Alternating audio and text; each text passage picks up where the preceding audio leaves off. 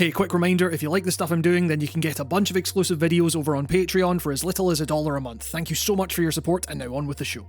It feels odd to say that Like A Dragon Gaiden, the man who erased his name, is a game about legacy and passing the torch, the struggle to let go, because honestly, this is a subject the team at Ryu Ga Gotoku Studio has seemingly been interrogating for over half a decade at this point. The torch in question, as the Dragon of Dojima, the fiercest Yakuza out there, has always been posited as something that only a younger, less mature Kiryu would want. Our long-running series protagonist instead choosing the more humble life of quiet stoicism, even if such stoicism is punctuated by bone-crunching ferocity. This is a large part of why Kiryu is such a perfect face for the series. In a world where it's seemingly so easy to give oneself over to the evil all around them, here is someone who believes in the old school image of the Yakuza, however romanticized that image might be. He just believes in a code that even criminals should be aiming to help those around them in the face of societal corruption and prejudice. That's it.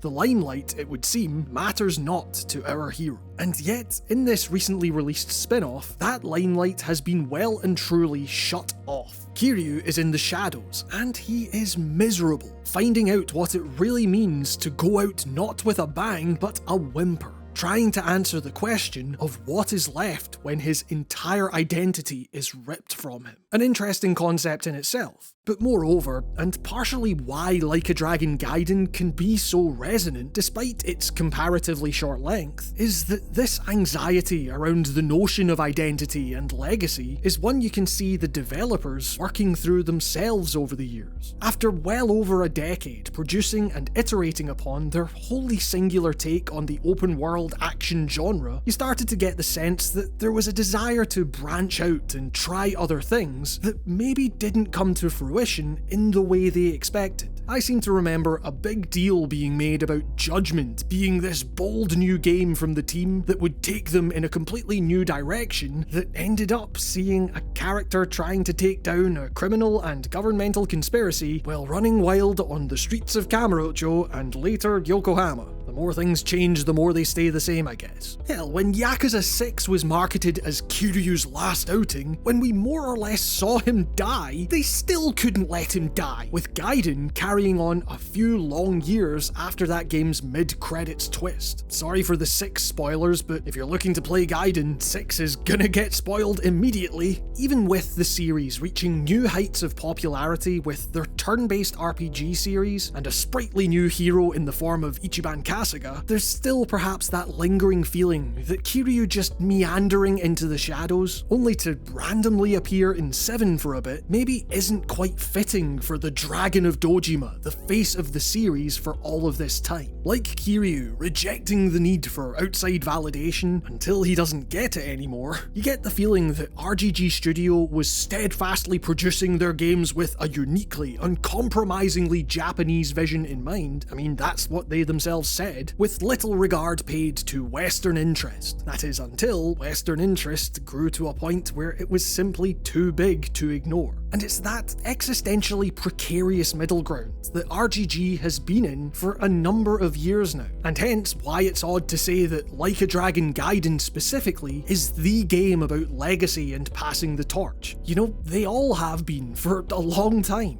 But what's different about The Man Who Erased His Name is, and bear with me here, the intro. Opening up Gaiden for the first time is a Marvel-esque sizzle reel of the studio's numerous characters and franchises lovingly built up over the years. And side note, this is probably the only time I'll actually be okay with one of these things, and presented here with a kind of confidence that says RGG is comfortable with where their identity is at. They may have produced what seems like the same game over and over again, but think about that for a minute. They have a whole gritty gangster series, alongside a more noir-inspired piece of detective fiction, as well as a full-blown turn-based RPG series, which is remarkably competent, dare I say my favourite turn-based game. In short, RGG has developed the kind of roster, followed such a singular vision that nonetheless has provided such scope for experimentation that they can display it all here in full knowledge that they have nothing to prove as far as legacy goes. And it's with that confidence, that bravado, that they are now in a far more comfortable position to bridge that gap between the heroes of this venerated franchise, to truly say goodbye to Kiryu as the face of it, in a way that might not have been possible about 5 or 6 years ago. Because even if he makes it through this game alive, he remains part of the RGG picture going forward, the studio has spent that much time wrestling with the notion that Gaiden feels about as definitive a moving on point as the team has ever developed. Now, I recognise that this is a long time to spend talking about this game without really mentioning what the game is, which is wild because part of what makes Gaiden so fascinating in this context is that, well, it's not like it represents some vast evolution in gameplay or anything. Sure, for a so-called side game, it still provides a remarkably hefty chunk of Like a Dragon goodness for those who seek it out. It has the huge open world with all the activities and distractions you'd expect.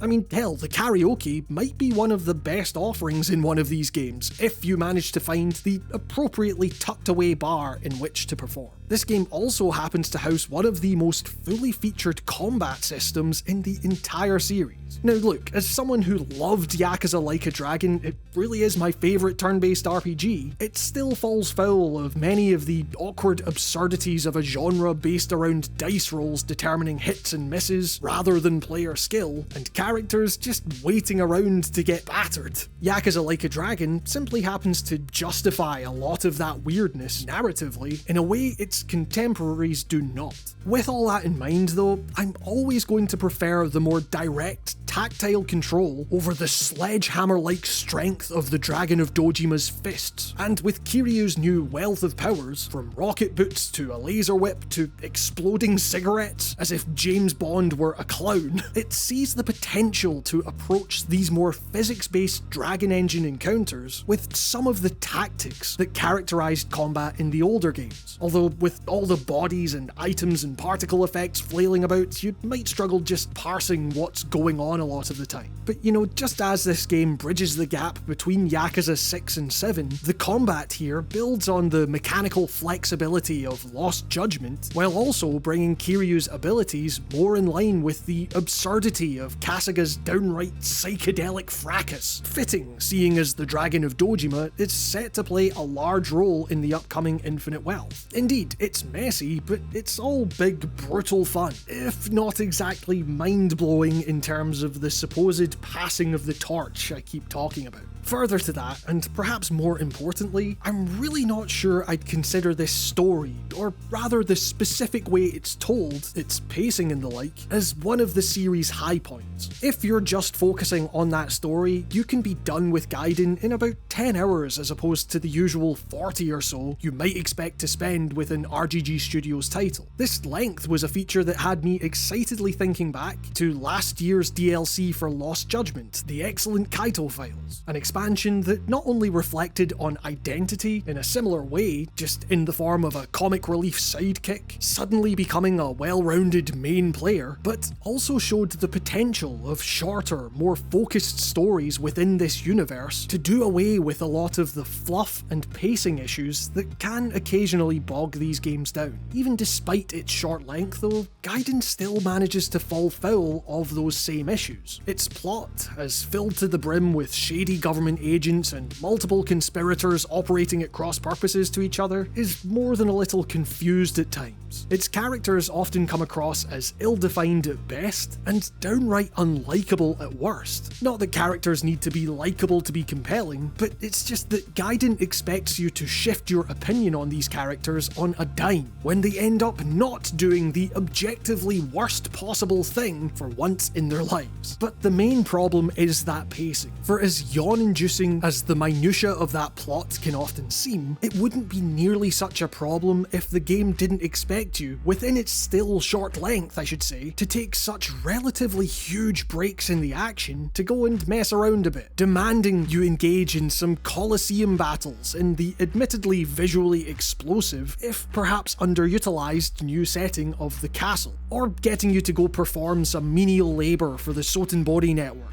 in what all feels like an entirely separate storyline that doesn't hit quite as hard as it perhaps could. But the thing is, by the end of this game, while these titles typically get the old lump in the throat going at their conclusions, I was full on sobbing here, and I think there's a reason for that. It's less about what this mess of mechanics and plots and settings bring to the table individually, and more what they represent as a whole, utilising what I've long seen as the mechanical storytelling strengths of the series to paint a picture of the current state of the Yakuza and Kiryu's place within it, within this franchise. See, it's not just Kiryu or Joryu struggling with identity here. The entire world is in a state of existential disarray.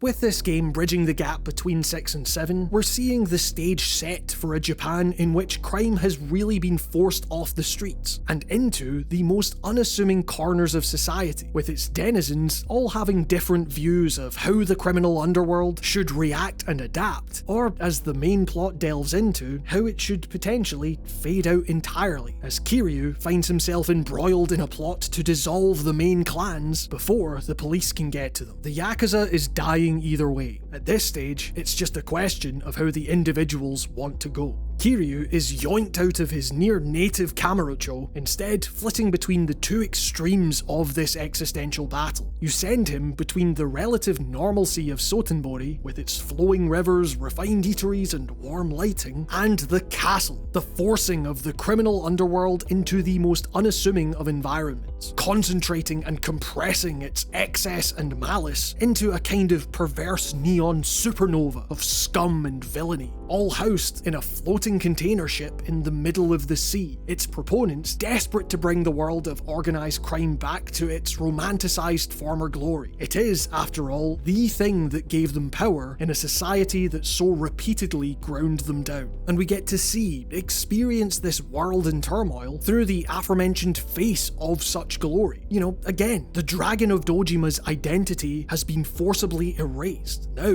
what does Kiryu have left to live for? It's a struggle that manifests in a more visibly bitter Kiryu than we've perhaps ever seen, forced into this situation for the sake of the kids at his orphanage, whom he can never see again, and who have only been guaranteed protection in the same way a mafia might guarantee nothing will happen to a storefront as long as the owner pays on time. As a result, he's more brusque in his dealings with other people, whereas before he may have maintained a facade of general politeness. His colder demeanour, bolstered by his need to give away as little revealing info as possible. We see in Joryu a mix of bitterness and fear in erasing not only his name, but also perhaps chipping away at that resilience in the face of adversity that had previously defined this character. There's a desperation to Kiryu's moment-to-moment existence that we've rarely seen, even in those seemingly most dire of circumstances. No, these cuts feel deeper somehow. We are witnessing a shell of a man, just trying to get by for the sake of something he has no control over.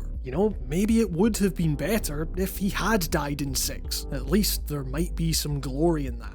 And this is what I mean when I talk about Like a Dragon Gaiden being a real interrogation into the notion of identity. The game's hardest hitting moments come when looking back at that impact that Kiryu has had as a character. Those tiny, subtle moments that shaped him and the series as a whole. Because far from a celebration, the man who erased his name leans more heavily into the tragedy of Kiryu remaining locked to this place, these games, for so long. He's one of the few people still remaining after so many others have come and gone, even after he himself was meant to have gotten his own blaze of glory with which to burn out in. Instead, he's left to fade away without ceremony. Is it just these few years between 6 and 7 in which he's been trapped by the Daidoji, or has he in fact been held captive for way longer by something out with his understanding? And it's a story whose conclusion ends up tying these existential musings together in a super satisfying way. It's honestly one of the best endings in the whole series in my opinion. It drills down on this idea that the Yakuza is somehow seen as representative of freedom from the shackles of modern Japanese society. It's the only life Kiryu has known, the kind of freedom that the majority of the characters in these games have long reveled in. And yet, it's an idea that crumbles the minute you realise that the ruthless adherence to hierarchy, the grime of it all, is not so different from the government agency Kiryu now finds himself working for, especially when considering just how far the Yakuza as an institution has fallen over the years. In all, it represents a real grappling with identity, with legacy and passing the torch, in a way that 6, for all its talk of being Kiryu's swan song, comparatively felt like a cop-out, a nervous thrashing in the face of actually having to move on from the series past. Despite its ostentatious settings and characters, the man who erased his name often feels like a heavier, more somber affair, but it's a solemnity that's truly earned.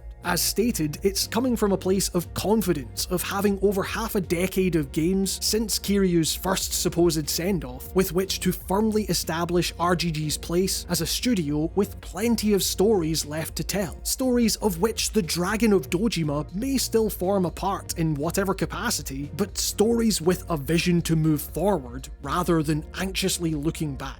And with Kiryu managing to let Ichiban shine, even in the demo for the upcoming Infinite Wealth unlocked upon completion of Gaiden's story, with such an intriguing, seemingly massive open world, the return of a combat system that manages to bring real impact to navigating menus, as well as acting as a keen reminder that Ichiban Kasuga is genuinely maybe the most likeable protagonist in all of video games, it would seem to me that RGG's identity as a studio with a bright future is very firmly established indeed.